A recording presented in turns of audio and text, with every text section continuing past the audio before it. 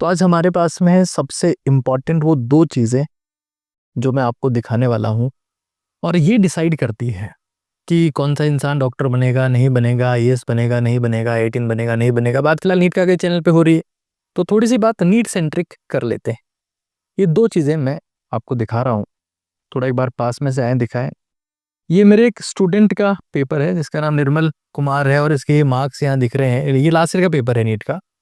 154 उसके फिजिक्स में थे, केमिस्ट्री में 175। ऑफलाइन का बच्चा है और मेरे ही कॉलेज से एमबीबीएस कर रहा है। बायोलॉजी में 345 मार्क्स थे। मैं आज वो कुछ ऐसे डीप सीक्रेट्स आपको बता रहा हूँ पेपर के, क्योंकि कई बार ऐसा होता है ना कि यार टाइम कम बचा है, तैयारी कैसे करें, कैसा पेपर आएगा। सारे सवालों के जवाब देने वाला हूँ। कौन से क्वेश्चन आ सकते हैं, पेपर कैसे सॉल्व करना है, लैंग्वेज क्या भरनी है, मतलब जो जवाब आपको आज के 3 महीने बाद ध्यान चलेंगे वो मैं आज आपको बता रहा। देखो, सबसे पहले तो हम ये जान लें कि नीट का पेपर कैसा आता है, कैसे उसको पढ़ना होता है, पीवाईक्यूज का अभ्यास। ये देखो, एक बार मैं पेपर दिखा देता हूँ। ये पेपर है और इस पेपर में लगभग लगभग फ्री स्पेस जैसा कुछ है ही नहीं। यानी वो मान के चलते हैं कि हमारा कोई सा भी सवाल ऐसा नहीं है जिसमें बहुत ज्यादा कैलकुलेशन की जरूरत है। और पीछे इन्होंने एक पेज दे रखा है, भाई एक पन्ने में आपका रबर पूरा हो जाना चाहिए, इससे ज्यादा की जरूरत नहीं है। एक इंटरेस्टिंग फैक्ट देखो, हम लोग ऑफलाइन और ऑनलाइन वाले बच्चों को साफ कहते हैं कि चाहे आप इंग्लिश मीडियम की क्यों ना हो, आपको पेपर की लैंग्वेज हिंदी भरनी है। तो आप पेपर की लैंग्वेज जब हिंदी भरते हो तो आप देख पा रहे होंगे दोनों भाषाओं में पेपर आता है। थोड़ा फायदा इससे हो जाता है कि नीचे का स्पेस बढ़ जाता है, इस तरफ वाला ही मिलता है, इस तरफ का ही मिलता है। और अगर इन केस आपको समझ में नहीं आ रहा तो आप हिंदी में भी देख सकते हैं। तो ये कई बार डाउट रहता है कि सर हम पेपर की लैंग्वेज हिंदी भर रहे हैं, तो पेपर अगर हिंदी में आ गया तो हमेशा हमेशा पेपर दो लैंग्वेज में ही आता है। अगर आपने हिंदी भरी तो आपको हिंदी इंग्लिश दोनों में मिलेगा। अगर आपने पेपर की लैंग्वेज मान लो भर रखी है अंग्रेजी, तो पेपर आपको सिर्फ अंग्रेजी में ही मिलेगा। ठीक है, अब मैं आपको जो चीजें एक बार बता रहा हूं वो आप समझने का प्रयास करें। देखो, ये हमारे पास पेपर है और इस पेपर में कैसे कैसे सवाल हैं, और जब आप प्रैक्टिस करें तो किन बातों का ध्यान रखें। मैं इसलिए कह रहा हूं क्योंकि नीट की परीक्षा एक सिंपल परीक्षा हो चुकी है, ये सब लोग जानते हैं। अभी बात चल रही है कि हम लोग प्री और मेंस कर देंगे, पहले स्क्रीनिंग टेस्ट लेंगे, उसके बाद मेन एग्जाम लेंगे, वो सेकेंडरी बात है। किसी भी एग्जाम की कट ऑफ अगर ज्यादा जा रही हो तो उस एग्जाम में सबसे महत्वपूर्ण है प्रीवियस ईयर पेपर्स, क्योंकि देखे हुए सवाल आ रहे हैं तभी कट ऑफ ज्यादा जा रही है। लेकिन सबसे ज्यादा बेइज्जती अगर कोई चीज झेलती है कि भाई ये तो कचरा है, इसको तो फेंक दो, ये किसी काम का नहीं है, वो प्रीवियस ईयर पेपर ही है। कोई इज्जत नहीं उनकी बेचारों की, कोई देखता ही नहीं है। एक, मैं जब एमबीबीएस प्री फाइनल में था तो एक सब्जेक्ट आता है वहां पे, PSM, preventive and social medicine, PSM short form बोलते हैं उसको। उसमें एक स्टडी होती है जिसमें देखा जाता है कि क्या हुआ था पास्ट में, क्या हुआ और क्यों हुआ। बहुत फास्ट होती है वो स्टडी। वही स्टडी होती है हमारी पढ़ाई में भी, आप उसका इस्तेमाल कर सकते हो, रिवर्स फीडबैक मैकेनिज्म। मतलब आप ये चेक करो और उससे पता लगा सकते हो कि अगर ये सवाल थे तो अब आगे क्या क्या सवाल आ सकते हैं। इवन ये तक पता लग जाता है पीवाईक्यूज को देखने से। मैं तो इवन आपको मैं बताने वाला हूं कि पीवाईक्यूज की ताकत क्या है। तो रिवर्स फीडबैक मैकेनिज्म में हम क्या करेंगे, हम सबसे पहले पुराने साल का पेपर देखिए कि भाई एक दिन बैठ गए 2 घंटे और सिर्फ पुराने सालों के पेपर को पलट रहे हैं, कुछ नहीं कर रहे हैं। आइडिया लगने लगेगा कि हाँ यार इस टाइप का पेपर आता है। अच्छा, एक बात बताऊं, जब एग्जामिनर पेपर बना रहा होगा, जैसे 2025 का जब पेपर बनेगा नीट का, तो उसके लिए सबसे कम इंपॉर्टेंट पेपर होगा 2024 का। ये रूल होता है, एग्जामिनर कभी भी पिछले साल के क्वेश्चन रिपीट नहीं कर सकता। मतलब आप ये मान लो कि अगर केमिकल काइनेटिक्स में से नीट 2024 में अगर आरएनएस इक्वेशन पे 3 सवाल पूछे हैं, तो इस बार केमिकल काइनेटिक्स में से सवाल आने की संभावनाएं आरएनएस इक्वेशन से 0 है। तो ऑर्डर से सवाल आ सकता है या factors affecting rate of reaction से आ सकता है, बट आर्गेनियस इक्वेशन से नहीं आएगा। अब ये चीजें कैसे ध्यान चलेगी सर, पेपर देखना पड़ेगा इसके लिए। अब एक और चीज देखो, देखो हम जब टेस्ट करवाते थे 2017 में, एक मेरी स्टूडेंट थी, मैंने उसका नाम लिखा हुआ है शबनम, वो भी एसएमएस मेडिकल कॉलेज जयपुर से उसने एमबीबीएस किया। फिर एक शिवानी सैनी थी जिसकी जो स्टॉक भी आपने सुनी होगी, वो भी मौलाना आजाद मेडिकल कॉलेज में। मैं एक बिल्कुल पीवाईक्यू बेस्ड टेस्ट सीरीज करवाता था। अभी हम लोग प्लान कर रहे हैं कि उसको ऐप के ऊपर भी हम लोग अवेलेबल करवाएं पीवाईक्यू बेस्ड। 10 से 12 टेस्ट में से एक बार शबनम के पूरे में से पूरे आए थे और एक बार शिवानी सैनी के, और इन्होंने 691 थे इसके, शिवानी सैनी के 720 में से इसका एमएमसी में हुआ। तो मैं देखता हूँ कि टॉपर बच्चों को भी पीवाईक्यू ढंग से नहीं आते, इसके पीछे भागेंगे, उसके पीछे भागेंगे, ये कर लेंगे, वो कर लेंगे, लेकिन पीवाईक्यूज का नहीं पता। अब मैं देखो यहाँ देखो, एक बार मैं आपको बताता हूँ कैसे पीवाईक्यूज करते हैं। मान लो इस सवाल को देखो, ये सवाल नंबर 51, एक बार समझना। सवाल में लिखा हुआ है the compound that will undergo SN1 reaction fastest. Hindi में लिखा हुआ है क्योंकि पेपर की लैंग्वेज बच्चे ने हिंदी भरी हुई थी, तो दोनों भाषाओं में मिला, बच्चा इंग्लिश मीडियम का ही था। ये इसके मार्क्स मैंने आपको दिखा दिए थे। अब इसने लगा दिया भाई ये, क्योंकि भाई यहाँ पे कार्बोकेटाइन बनेगा जो मोस्ट स्टेबल होगा, तो मोस्ट रिएक्टिव हो गया SN1 के लिए।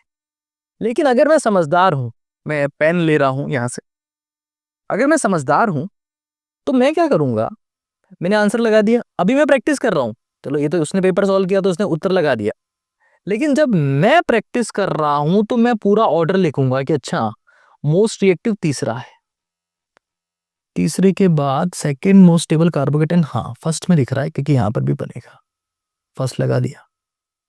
उसके बाद यहां बनेगा थोड़ा कम स्टेबल, तो फोर्थ लगा दिया, और लीस्ट स्टेबल यहां बनेगा तो 2 लगा दिया। 3 1 4 2 इसका ऑर्डर होगा।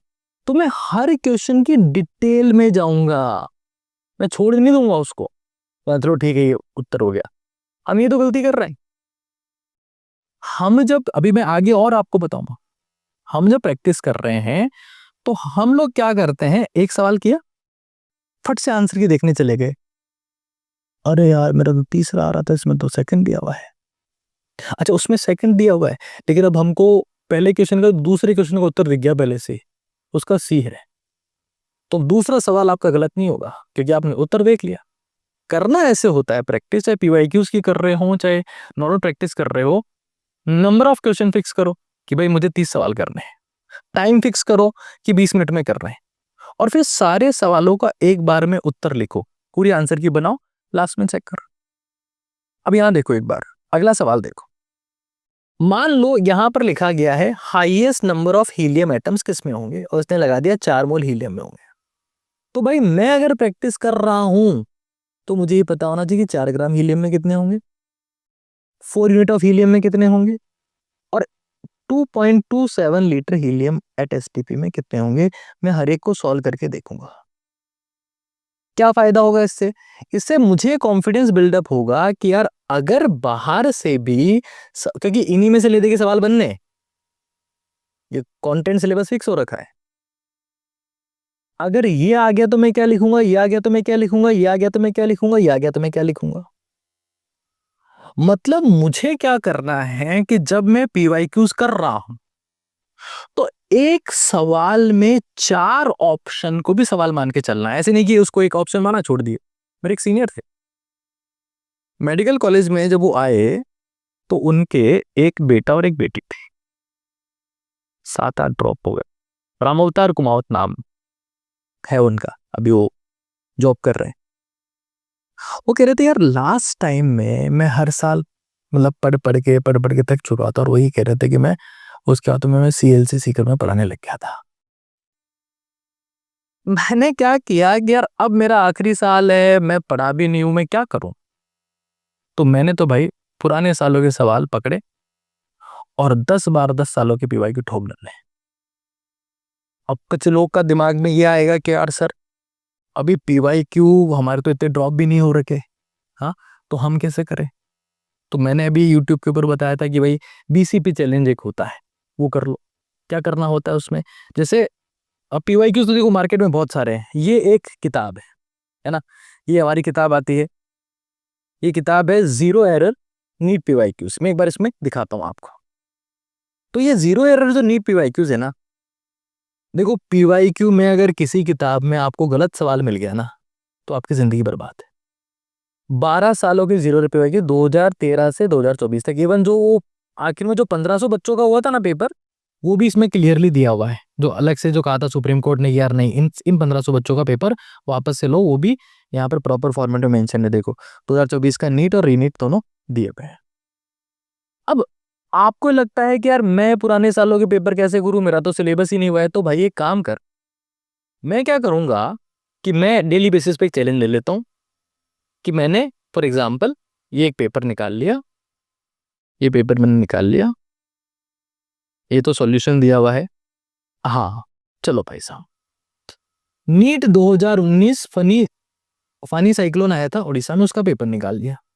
साहब मेरे को फिजिक्स नहीं आती है। अब तुम देखो इसमें कितना स्पेसियस प्रॉपर फॉर्मेट में दिया हुआ है। मुझे फिजिक्स नहीं आती है, लेकिन भाई मुझे बायोलॉजी तो आती है। मैं अभी से जनवरी से शुरू कर रहा हूं, अप्रैल में नहीं करना है सब काम।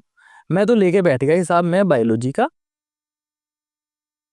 ये पूरा पूरा सॉल्व कर। क्या क्या मेरे को नहीं आया, अच्छा जो हट गया सिलेबस उसका ध्यान रखना। क्या क्या मुझे नहीं आया, जो जो मेरे को नहीं आया मैं उस चैप्टर पे फोकस करूंगा।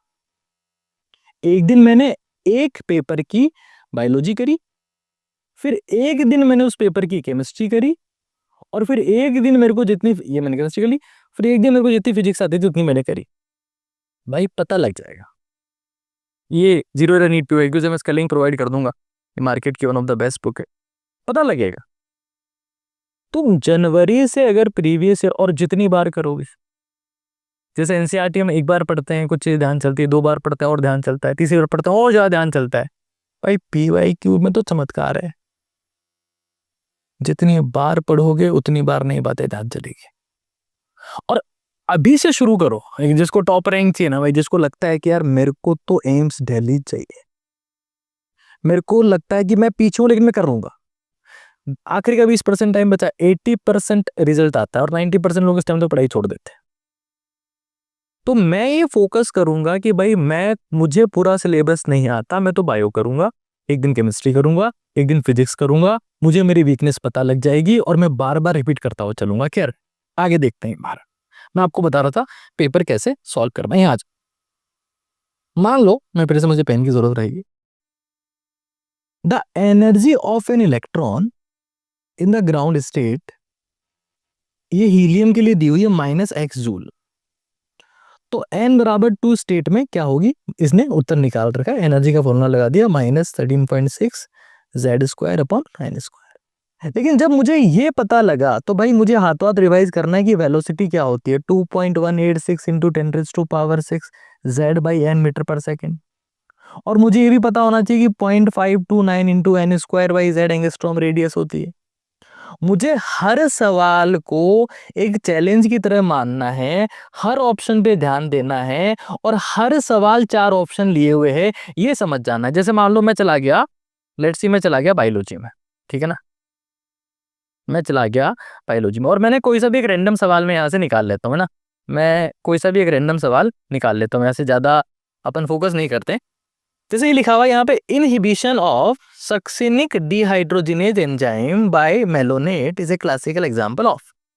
अब इसने लिख दिया कि कॉम्पिटिटिव इनहिबिशन का एग्जांपल। तो भाई फीडबैक इनहिबिशन का क्या है, एंजाइम एक्टिवेशन का क्या है, कोफैक्टर इनहिबिशन का क्या है, मुझे पता होना चाहिए, तब मैं पीवाईक्यू सॉल्व कर रहा हूं, वरना मैं टोटल टाइम पास कर रहा। मुझे हर ऑप्शन में फोकस करना है। और ये आप देख रहे होंगे, मैं आपको बता चुका हूँ, पेपर की लैंग्वेज हिंदी भरोगे, पेपर दोनों भाषाओं में आएगा, ज्यादा रफ वर्क के लिए स्पेस नहीं मिलता है। आपको लोग को लगता होगा कि बहुत रैंक लाने के लिए बड़े बड़े सवाल करो 20-20 लाइनों में जिसके उत्तर निकल रहे हो, कभी मत करना भाई सब बेवकूफियां। बार बार बार बार बार बार सिंपल सवाल, बार बार पीवाईक्यूज, बार बार एनसीईआरटीज, बार बार बेसिक प्रैक्टिस, बार बार फॉर्मूलाज, बार बार। देखो एक किताब को 10 बार पढ़ते हो ना तब चमत्कार होता है। और तुम्हें ऐसा फील होगा कि यार बार बार यही कर रहा हूं, बेकार लग रहा है, नरक जैसी फीलिंग आ रही है, but remember this, if road feels like you hell, it leads to heaven, but if road feels like you heaven, it leads to hell. तो हमें ये जान लेना है कि भाई मुझे तो अब ये करना ही करना है, और पेपर को डिकोड करने का तरीका मैंने बता दिया। 2024 में जो पूछा है वो 25 में सवाल नहीं आएगा, रिमेंबर दिस। वो टॉपिक वेरी करते हैं। तुम एग्जामिनर के माइंडसेट से सोचना शुरू कर दोगे ना, जब वो पेपर बनाना शुरू करते हैं तो सबसे पहले पुराने सालों के पेपर उठाते हैं। तो भाई जब तुम पेपर क्रैक करने का सोच रहे हो तो सबसे पहले क्या उठाओगे? पुराने सालों के पेपर। और प्रैक्टिस करो, जैसे ये किताब मैंने बताई, तुम इस किताब की प्रैक्टिस, अच्छा ये पेपर तो भाई ये देख रहे हो, इसके ऊपर कोई R6 कोड लिखा हुआ है और कोई इसके ऊपर नीट वीट कुछ नहीं लिखा हुआ। ये इसका सम्राट पब्लिक स्कूल में सेंटर आया था। तो ये सारे पेपर तो देखो इस फॉर्मेट में तो मिलना पॉसिबल नहीं है, लेकिन हमने ये जो जीरो एरर बुक बनाई है इसके साथ में क्या करना है, ये एक आती है, ये देखो एक बार, ये है नीट की OMR शीट, ठीक है, 120 OMR प्रैक्टिस शीट है, ठीक है। इसमें साफ साफ ये मेरा कोट लिखा हुआ है, those who sweat in practice rarely bleeds in war, यानी जो मेहनत या जो प्रैक्टिस में जो पसीना बहाते मेहनत करते हैं, युद्ध में उनका खून नहीं बहता है। ये इसमें आपको OMR शीट दी हुई है, और हर एक OMR जो है वो प्रॉपरली यहाँ से आप देख सकते हो, यहाँ से प्रॉपर फॉर्मेट में हम रिमूव कर सकते हैं। ऐसी 120 OMR शीट है, और अब इसी पे प्रैक्टिस करते हो इसकी, तो आप ये पाओगे कि मुझे हर बार एग्जाम वाली फील आ रही। लेकिन भाई अगर मैं कहूं कि इस दुनिया में सबसे ज्यादा इंपॉर्टेंट कोई चीज है तो पुराने सालों के पेपर है, उससे ज्यादा महत्वपूर्ण कुछ भी नहीं है, बाकी सब बकवास है। मतलब आप जब, अब देखो एक बार मैं आपको दिखाऊं यहाँ पर, मैं ऐसे कई हजारों एग्जाम्पल आपको दिखा सकता हूं जिसमें आपको ये फील हो जाएगा कि हाँ यार सर ने बात बिल्कुल सच बोली। जैसे यहाँ देख, 1 gram of sodium hydroxide was treated with 25 ml of 0.75 ml HCl solution. The mass of sodium hydroxide left untreated या unreacted is equal to, कितना मास रह गया? इसने निकाल दिया भाई साहब 250 mg, ठीक है। आपने फॉर्मूला लगा दिया M1V1 इक्वल्स टू M2V2, ठीक है। अब आप इसमें वैल्यू चेंज करके खुद सॉल्व करने की कोशिश करो कि भाई अगर ये 25 की जगह 50 ml होता तो कितना आता, और ये अगर 50 ml के साथ में कॉन्सेंट्रेशन 0.50 m होती तब उत्तर कितना आता। तो रुकोगे टिकोगे तब बात बनेगी, शांति के साथ में रुकोगे टिकोगे तब बात बनेगी। जैसे मान लो ये है, ये इस सवाल को देखो एक बार, इस सवाल को देखो, जैसे यहाँ क्या लिखा हुआ है, यहाँ लिखा हुआ है, इसको मैच करना है कि NH3 क्या है। तो NH3 हम लोग बोलते हैं, क्या बोलते हैं, ट्राइगोनल पिरामिडल। XCO4 क्या होता है, स्क्वायर प्लेनर। BRF5 क्या होता है, स्क्वायर पिरामिडल। SF6 क्या होता है, ऑक्टेटल। अब यहाँ पे नहीं रुकना है, मुझे पता होना चाहिए कि ट्राइगोनल पिरामिडल के मैं 2 एग्जाम्पल और लिख सकता हूँ क्या? कहाँ से लिख सकता हूँ, लिख PCl3 और लिख XCO3। यहाँ लोन पेयर है, यहाँ भी लोन पेयर है। क्या मैं स्क्वायर पेयर का और एग्जाम्पल लिख सकता हूँ क्या? हाँ लिख सकता हूँ, लिख ICl4 माइनस IF4 माइनस। क्या मैं स्क्वायर पिरामिडल का और एग्जाम्पल लिख सकता हूँ क्या मैं ऑक्टाहेड्रल का एग्जाम्पल लिख सकता हूँ क्या? अब ऑक्टाहेड्रल का एग्जाम्पल अगर मुझे लिखना है तो मैं और क्या लिख दूंगा, PF6 माइनस। बात समझ रहे हो आप लोग? और मुझे अगर स्क्वायर पिरामिडल का एग्जाम्पल और लिखना है तो मैं क्या लिख दूंगा, ये कौन सी फैमिली का, हेलोजन का है, तो मैं जैसे मान लो मैं लिख दिया सेलेनियम F5 माइनस।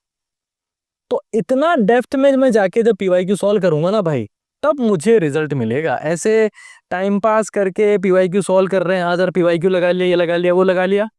अब अगर जैसे मैंने प्लान तो कर लिया है, क्योंकि मेरे को लगता है कि बच्चे PYQ को बहुत हल्के में लेते हैं, तो मैं एक PYQ टेस्ट सीरीज नीट काकाजी ऐप के ऊपर लॉन्च कर रहा हूँ। ये तो आपको अमेजोन फ्लिपकार्ट पे मिल जाएगा, और भाई ये सबसे बेस्ट किताब है। मैं जो बात कहता हूँ छाती ठोक के कहता हूँ, यूज करोगे तो पता लग जाएगा, मेरे से कोई बहस करने की जरूरत किसी को नहीं है। क्योंकि हम तो क्या है, देखो छोटा चैनल है, लोग बाग क्या करते हैं कि नहीं ये छोटा चैनल है, छोटा चैनल है। 2011 में मैंने नीट का एग्जाम क्रैक किया था, तब आरपीएमटी और एआईपीएमटी हुआ करता, राजस्थान प्री मेडिकल टेस्ट और all India pre medical test. उसके बाद मैं हजारों बच्चों का सिलेक्शन कराया और ऑफलाइन पढ़ाया। उसके बाद ऑनलाइन आए तो हमको ध्यान भी नहीं ऑनलाइन काम कैसे करता है, कैसे इसमें ये इसका जवाब देते हैं, वो उसका जवाब देते हैं, ये कंट्रोवर्सी वो कंट्रोवर्सी, हमको तो कुछ आता भी नहीं, तो उसको कुछ कोई जानता भी नहीं।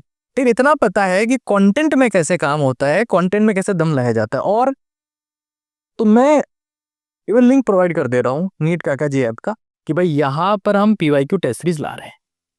सर आप तो बहुत महंगी लाओ। नहीं भाई, हम पीवाईक्यू टेस्ट सीरीज लाएंगे मात्र और मात्र 99 रुपीज की पीवाईक्यू टेस्ट सीरीज, और तुम सीरियसली उसको करोगे और हम ये पीवाईक्यूज को मिक्स करेंगे।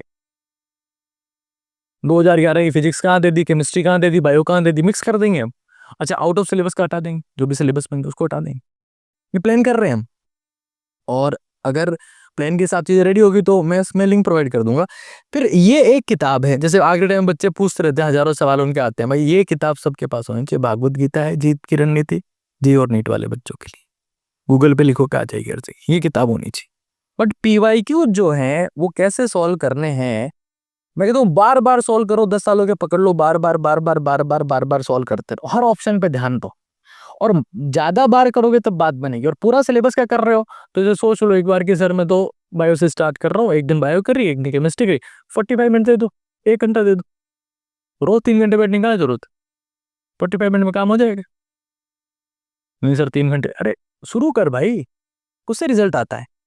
तो अब पेपर डिकोडिंग कैसे करनी है भाई, 2024 में तो आया हुआ है, वो नहीं आएगा। और धीरे धीरे धीरे धीरे इतने बार करोगे ना तो पता लग जाएगा। और ये सीक्रेट होता है, यूपीएससी क्रैक करना हो, जेई क्रैक करना हो, नीट क्रैक करना हो, सीक्रेट ये।